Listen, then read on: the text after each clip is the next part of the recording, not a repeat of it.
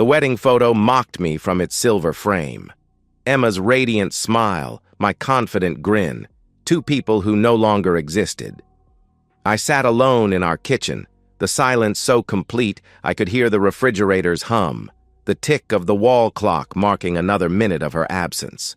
Another girls' weekend. The fourth one this year, and it was only March. I'm Daniel Mercer, 38 years old, systems analyst, and according to my wife's assessment, though she doesn't know I know this yet, a spineless paycheck. But I'm getting ahead of myself. 9 years ago, Emma walked into my life at a mutual friend's barbecue. She was magnetic in a way that made everyone else fade into background noise.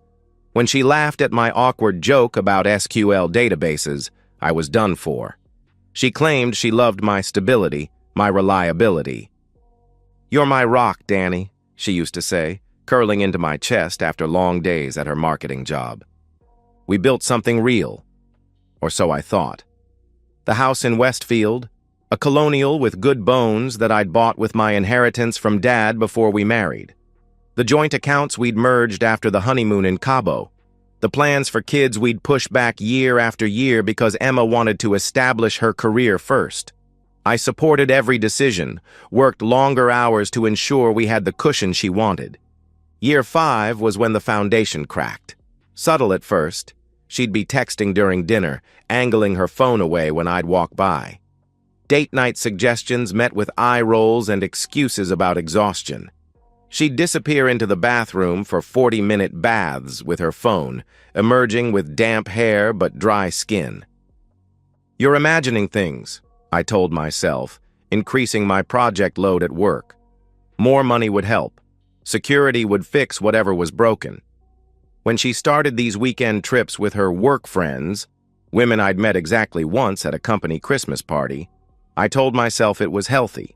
Space in a marriage, independence, all those magazine article buzzwords. Thursday morning, she'd kissed me goodbye with unusual enthusiasm.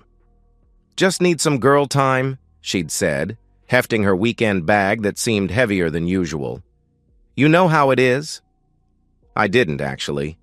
My friends consisted of 2 guys from college I exchanged fantasy football texts with and a few coworkers I'd grab occasional beers with. But I smiled, handed her the credit card she'd asked to borrow, just in case, and watched her Honda disappear down our tree-lined street.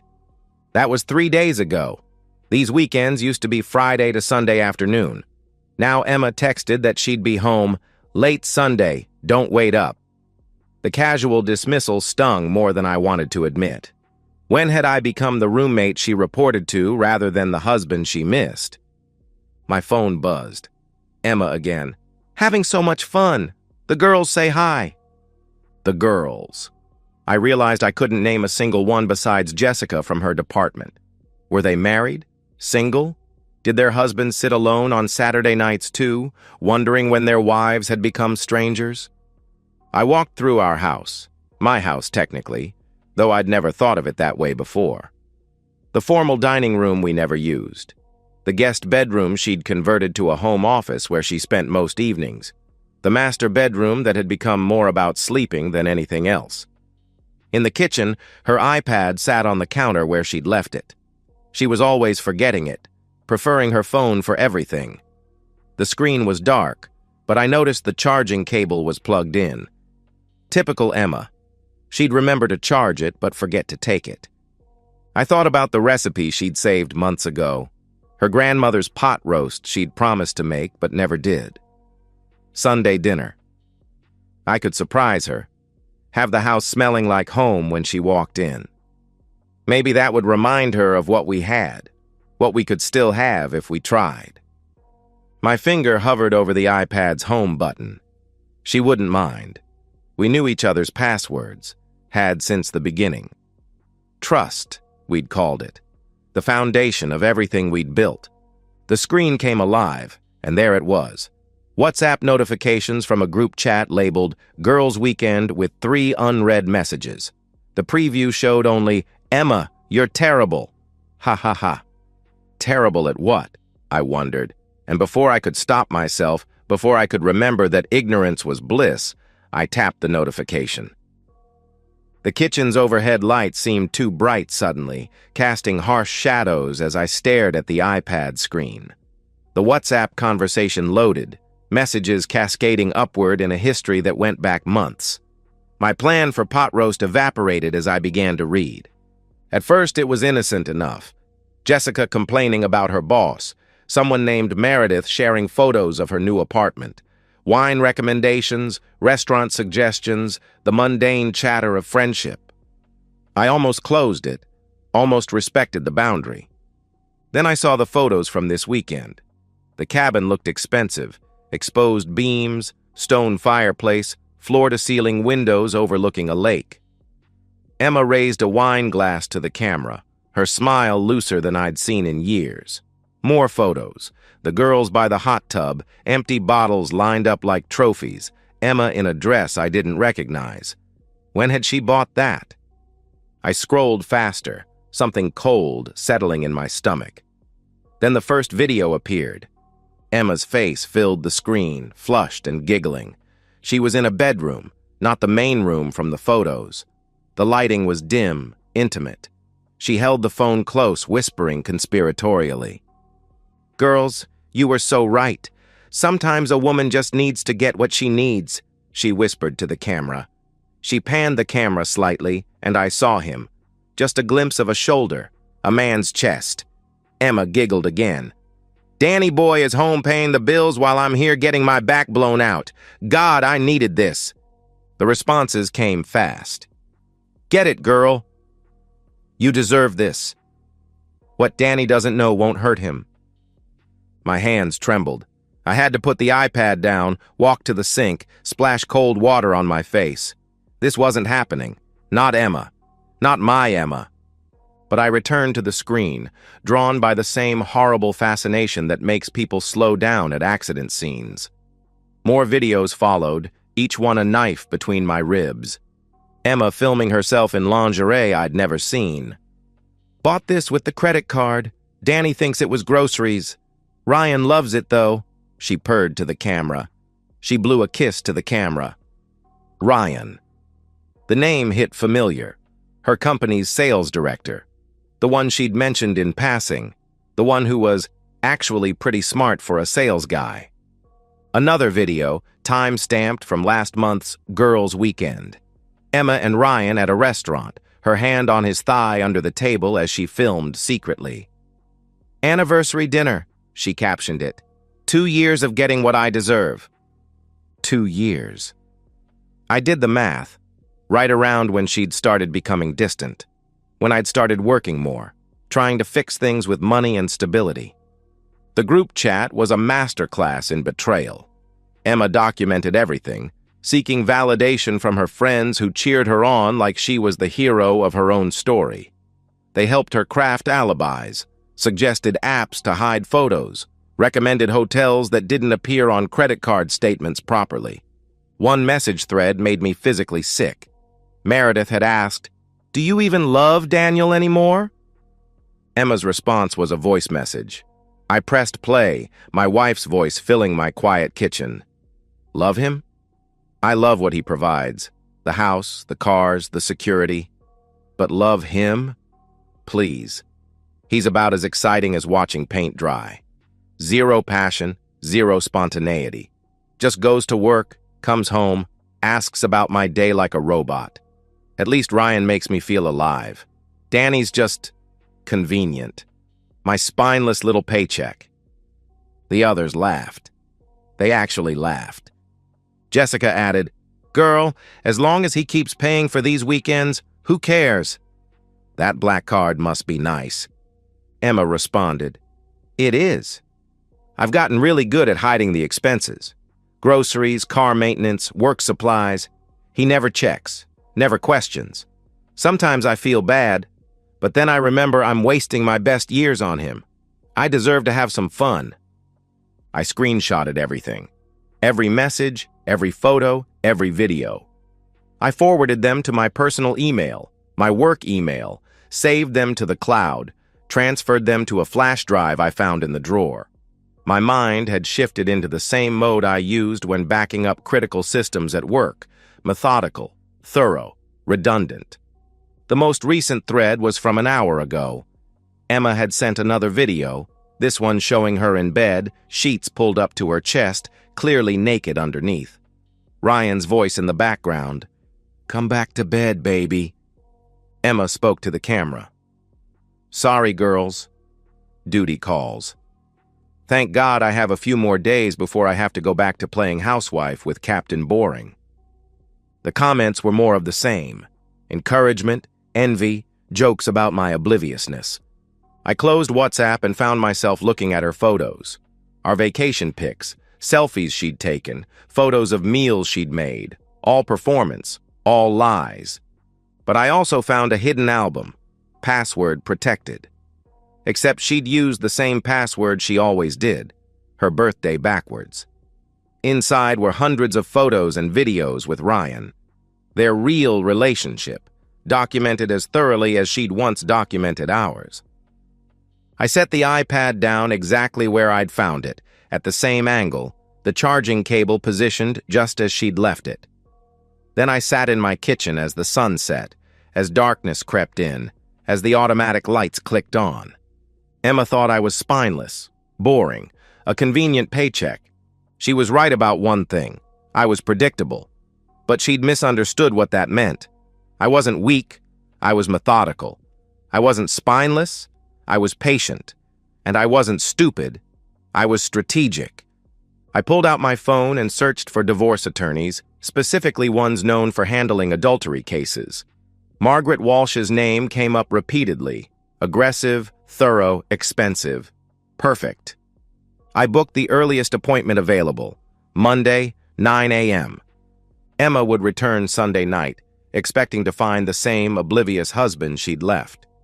She'd find me exactly where she expected, in my chair, watching TV, asking about her weekend.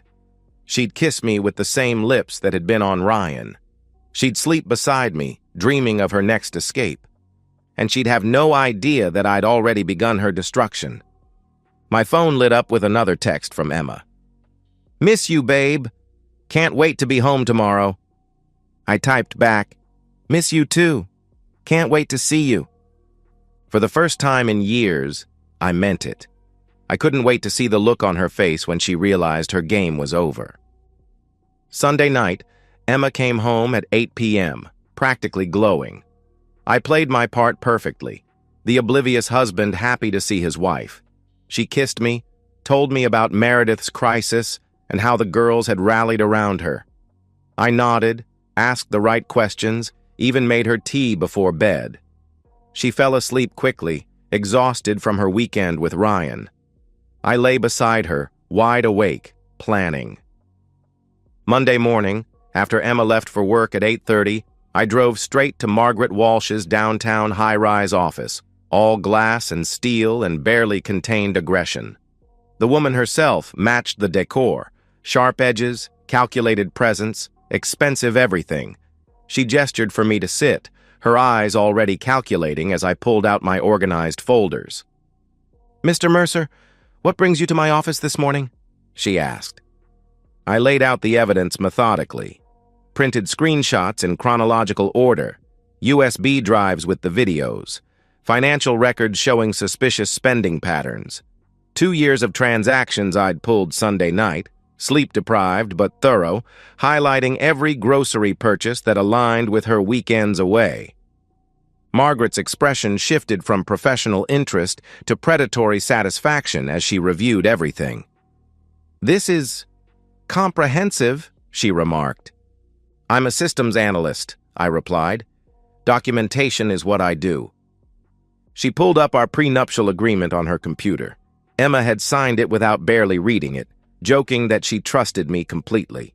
The infidelity clause was standard but ironclad. In case of proven adultery, the cheating party forfeited claim to shared assets accumulated during the marriage. "Your house is in your name only?" she inquired. "Purchased with inheritance before marriage. Never added her name," I confirmed. "Joint accounts?" she continued. 3. Total of about $47,000. Her personal account has maybe $2,000, I answered. Margaret smiled. It wasn't pleasant. "Mr. Mercer, your wife is about to learn an expensive lesson about consequences. With this evidence, she'll be lucky to walk away with her clothes." We spent 2 hours strategizing. Asset freezing would happen simultaneously with serving papers. The house was mine, the cars were in my name, even her jewelry, anniversary gifts, had been purchased with my inheritance funds, making them technically mine under state law. "We'll file this Friday," Margaret explained. "Serve her Monday evening, a week from today. Banks will freeze accounts Tuesday morning when they open. She won't have time to empty anything or hide assets." "She's not that strategic," I said, then reconsidered. At least not about money. The rest of the week became an exercise in performance art. I brought Emma coffee in bed Tuesday morning, kissing her forehead as she smiled sleepily. "How was work yesterday?" I asked. "Boring. Ryan's being a pain about the quarterly reports," she replied. She stretched, mentioning his name so casually. "How about you?" "Same old. Thinking about taking on a new project," I answered. Wednesday, I suggested a date night. Emma's eye roll was subtle but there. "Maybe next week?" "I'm just exhausted lately," she responded. Exhausted from her double life, I thought, but smiled. "Of course. Whenever you're ready," I said. That evening, while Emma was at yoga, or wherever she actually went on Wednesday evenings, I deep dove into our finances. She'd been siphoning money for longer than I'd realized. Small amounts, but consistent. $50 here, $100 there, cash back at grocery stores, returns for items that were never repurchased. Over 2 years, she'd stolen almost $15,000 in untraceable cash. I documented everything. Thursday, Emma announced another girls' weekend. "I know it's soon, but Jessica's planning a spa retreat. Already booked and paid for. Would be a shame to waste it," she explained. "Of course," I replied. "Use the credit card if you need to." She kissed me then. Real enthusiasm. "You're the best, Danny. So understanding," she said warmly. That night, I watched her pack, noticing the new lingerie she thought she'd hidden beneath practical clothes. She hummed as she packed. Actually hummed. When was the last time she'd been this happy around me without Ryan being involved? "Hey," I said from the doorway. "I love you." She paused, glancing back with something like guilt. "Love you too," she replied softly. Friday morning, Emma left for her spa weekend. At 2 p.m., Margaret called. "It's filed. Papers ready for Monday evening, March 24th. Process server scheduled for 7 p.m. sharp. Accounts will freeze Tuesday morning when banks open," she reported. Emma came home briefly Sunday afternoon, just as she'd done the previous weekend, looking refreshed and happy. "Great weekend," she said, kissing my cheek. "The spa was exactly what I needed." "Glad you enjoyed it," I replied, knowing she'd spent it with Ryan again. Sunday night, I prepared, laid out my clothes for Monday, cleaned the house, set up a camera in the living room. Margaret had suggested documenting her reaction for potential protection orders if she became violent. Monday, March 24th. I went to work as normal, came home at 6 p.m. Emma arrived home from work at 6:45, complaining about traffic and Ryan's demands for the quarterly reports, still so casual with his name.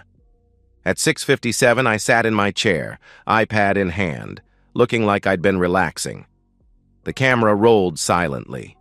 The divorce papers sat in Margaret's messenger's bag, speeding toward our house. "I'm thinking Thai food for dinner," she called from the kitchen. "Sound good?" "Sounds perfect," I called back. The doorbell rang at 7 p.m. sharp. "That must be the food already," she said, practically skipping to the door. "That was fast." I stayed in the living room, listening to her footsteps, the door opening, her confused, "Yes?" Then silence. Then the sound of paper rustling. Then a whisper, "Daniel?" The game was over. The war was won. And Emma was about to learn that the man she'd called spineless had a spine of steel. He'd just been saving it for something worth fighting for, his dignity. Emma stood in our doorway, the legal envelope trembling in her manicured hands. The process server had already retreated to his car, his job complete. Behind her, the evening light cast long shadows into our foyer, and for a moment, she looked like a photograph. Frozen, unreal, already a memory. "Daniel?" She said my name again, stronger this time, with a rising note of panic. "What is this?" I rose from my chair, setting down the iPad with deliberate calm. "Why don't you come in and sit down, Emma?" I suggested. She moved into the living room like a sleepwalker, her weekend glow from 2 days ago evaporating with each step. The envelope crinkled as her grip tightened. She hadn't opened it yet. Couldn't, maybe, as if not reading it would make it disappear. "Is this—" she started, then stopped. "Are you divorcing you?" "Yes," I confirmed. The word hung between us, a blade finally dropped. Emma's legs gave out, and she collapsed onto the sofa, the same one where we'd watched countless movies, where we'd made love in our early days, where she'd probably texted Ryan while I sat beside her, oblivious. With shaking fingers, she tore open the envelope. I watched her eyes scan the first page, the legal language of dissolution, then the second page, the adultery claim, the third, the evidence list. Her face transformed in stages, confusion, disbelief, then a dawning horror as she reached the financial sections. Asset freezing, property claims, the prenuptial agreement she'd forgotten existed. "You can't," she whispered. You can't know about—" "About Ryan?" I asked conversationally. "About the 2 years you've been having intimacy with him while I paid for it? About the girls' weekends that were never about the girls?" Emma's face went white. "How?" she breathed. I pulled out my phone, swiped to the saved videos. Her own voice filled the room from 2 weekends ago. "Danny boy is home paying the bills while I'm here getting my back blown out." She flinched as if I'd slapped her. "Your iPad," I said simply. "You left it unlocked. 2 Sundays ago. March 9th. "You went through my private messages?" she demanded, outrage flaring, desperate and misdirected. "You had no right—" "No right?" I laughed. It was a sound I didn't recognize. "I had no right to discover my wife has been cheating for 2 years? No right to learn you've been stealing from our accounts to fund your affair? No right to know you call me? What was it? Your spineless paycheck?" Each quote was a body blow. Emma curled into herself, the papers crumpling in her grip. "It's not— You don't understand. It wasn't like that," she said weakly. "Then explain it to me," I challenged. "Explain how calling me boring to your friends while riding another man isn't what it looks like." "We've been unhappy for years," the accusation burst out of her. "You must have felt it too. The distance, the routine. We became roommates, Daniel. Roommates." "So you decided to f Ryan instead of talking to me about it?" I shot back. "I tried. I suggested counseling," she protested. "Once, 2 years ago, and when I agreed, you said you were too busy with work," I corrected. Emma's mouth opened, closed. The truth was inconvenient to her narrative. "It just happened," she said weakly. "Ryan and we connected. He sees me, really sees me, not just as a wife or future mother or household manager. He sees me as a woman." "And I didn't?" I asked. "When was the last time you looked at me with passion, Daniel? Real passion, not just routine affection? When did you last surprise me, excite me, make me feel alive?" she challenged. I considered this. "You're right. I became comfortable, complacent. I thought loving you steadily, reliably was enough. I thought building a life together was the passion. But you know what, Emma? That's a conversation you have with your husband. That's a problem you solve together. You don't solve it by spreading your legs for your coworker." She flinched again. "Don't be crude," she said. Crude? I pulled up another video, her giggling voice. Sometimes a woman just needs to get what she needs. Stop! Emma lunged for my phone, but I pulled it away. 2 years, Emma. 2 years of lies. Every kiss goodbye, every I love you, every night you slept beside me after being with him. Can you even remember which touches were real anymore? I demanded. Tears started then, mascara running in dark rivers. I do love you, she began. You love my paycheck. Your words, not mine, I stated. That's not... I was drunk, joking with the girls. You know how women talk? She tried to explain. No, actually I don't. Because the women I know don't celebrate adultery. They don't help their friends hide affairs. They don't laugh about deceiving their husbands, I replied. Emma stood suddenly pacing.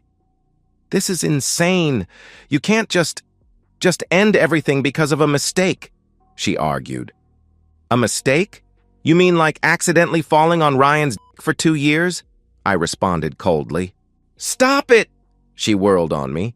Stop being so cold. Where's the man I married? The one who'd fight for us? He died sometime between you calling him spineless and charging your lingerie for another man on his credit card, I answered. That stopped her pacing.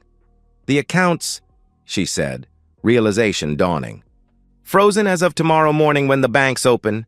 Credit cards, too.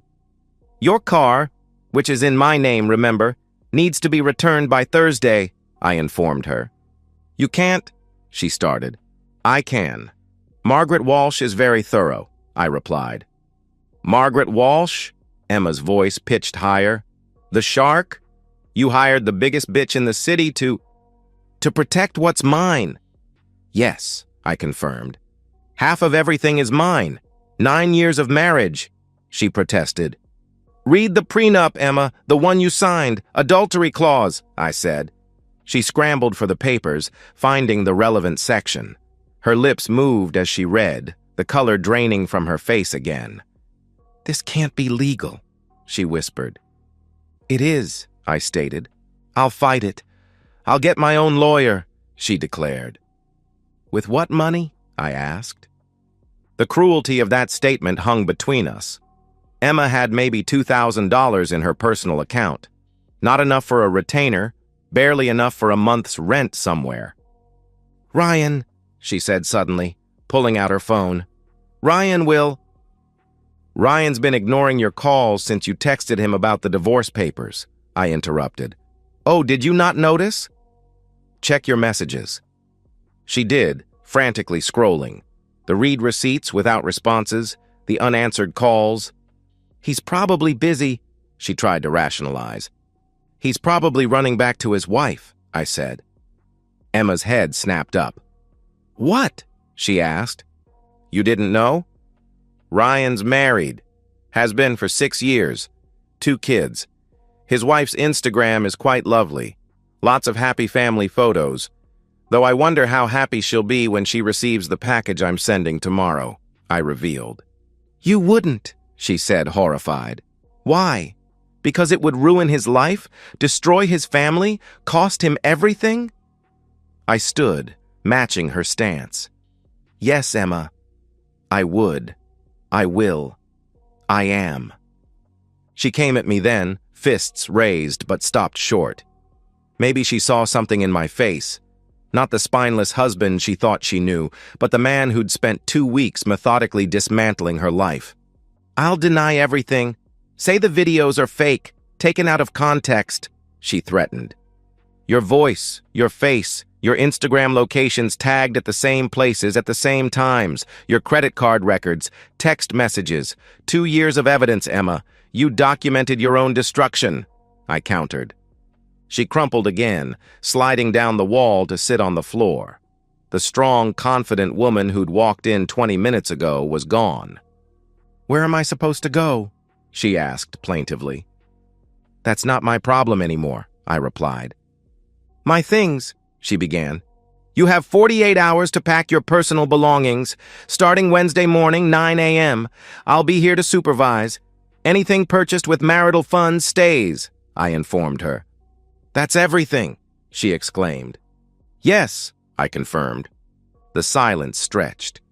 Emma's tears had stopped, replaced by something hollow. "You planned this," she said finally. "These whole 2 weeks you knew. You kissed me goodbye, wished me a good weekend, knowing." "Just like you kissed me goodbye for 2 years, knowing you were going to have intimacy with another man," I replied. "I made a mistake," she tried again. "Number A mistake is forgetting an anniversary, accidentally overdrawing an account.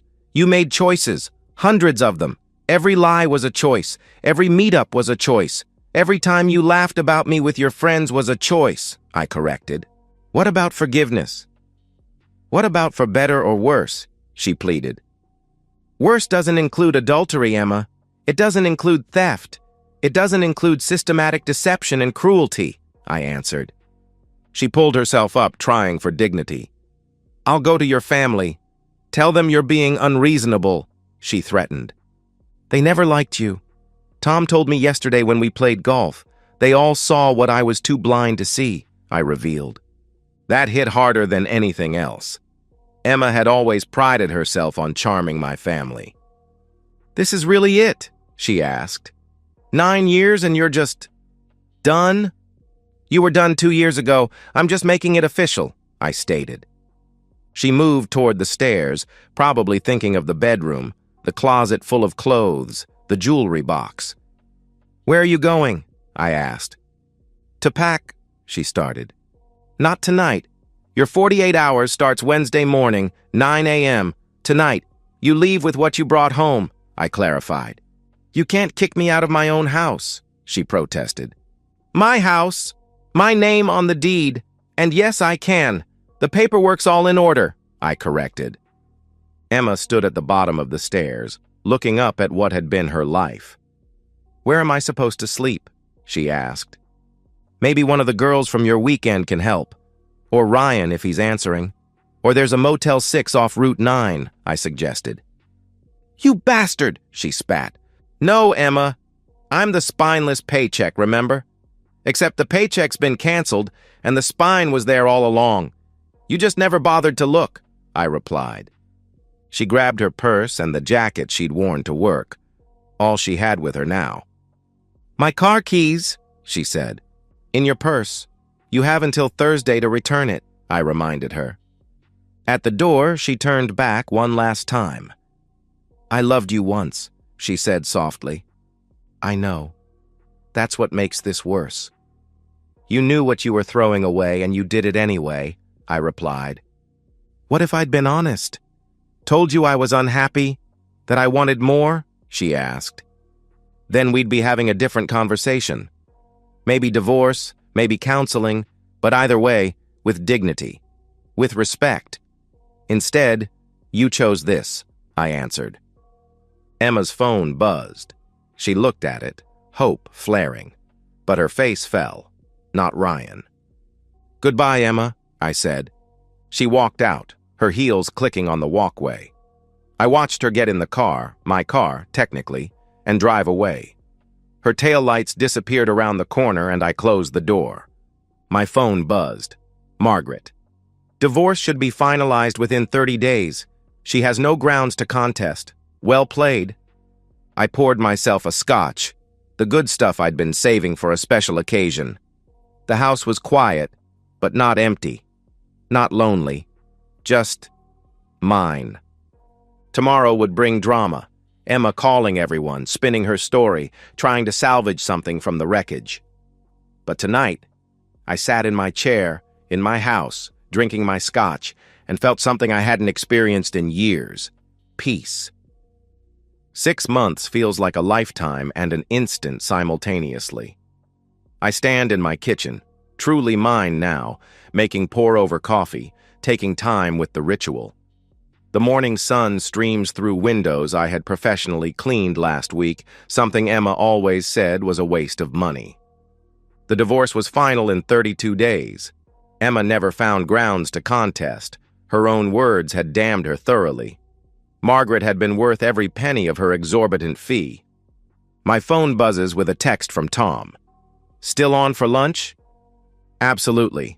Noon at Franklin's, I reply.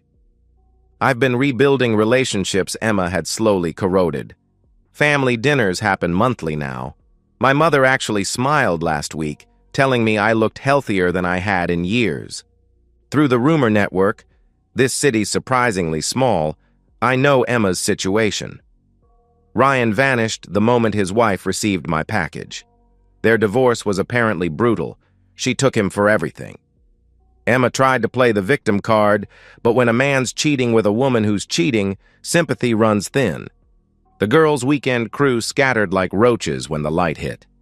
Jessica transferred to the Dallas office. Meredith unfriended Emma on everything after Emma asked to crash at her place for just a few weeks. Loyalty among thieves only extends so far. Emma works at a restaurant across town now, where she's less likely to run into anyone we knew. Double shifts, from what I hear. She shares a studio apartment with a roommate she found on Craigslist, a 23-year-old who parties loudly and pays rent sporadically. She tried reaching out twice. Once through my mother, who shut her down.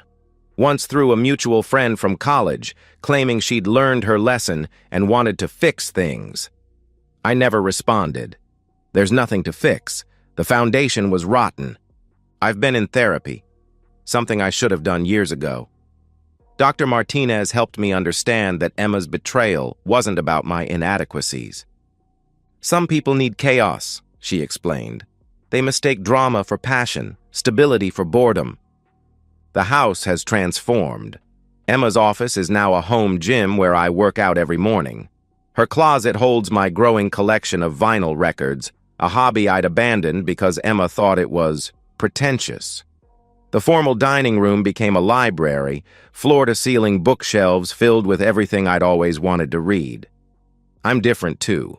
Lost 25 pounds of relationship weight. Updated my wardrobe with clothes that actually fit. Started playing guitar again, badly but enthusiastically. Took a solo trip to Japan, something Emma always dismissed as weird to do alone. Women at work have noticed. Sarah from accounting lingers at my desk, finding reasons to chat. The new project manager, Lisa, suggested coffee to discuss workflows. I'm not ready yet, but for the first time in years, I understand that I could be. Someday. My phone lights up with an unknown number. Normally I'd ignore it, but something makes me answer. Hello? I say. Mr. Mercer? This is Amy from Sunset Realty. I'm calling about the application for Unit 4B. We just need to verify employment for Emma Mercer, the voice explains. Emma and I are divorced. I can't verify anything for her, I interrupt. Oh, I see. She listed you as a reference, she continues. Please remove me from any paperwork. I'm not affiliated with Emma in any capacity, I state firmly. Of course. Sorry to bother you, she responds. I hang up, feeling nothing. Not anger, not satisfaction, just nothing. She's a stranger now who happens to know my history. The coffee's ready. I pour it into the mug I bought in Tokyo, the one with the mountain and the rising sun. Steam rises, carrying the scent of something expensive and unnecessarily indulgent. Exactly the kind of thing I never allowed myself before. My laptop's open on the counter, showing the meditation app I've been using.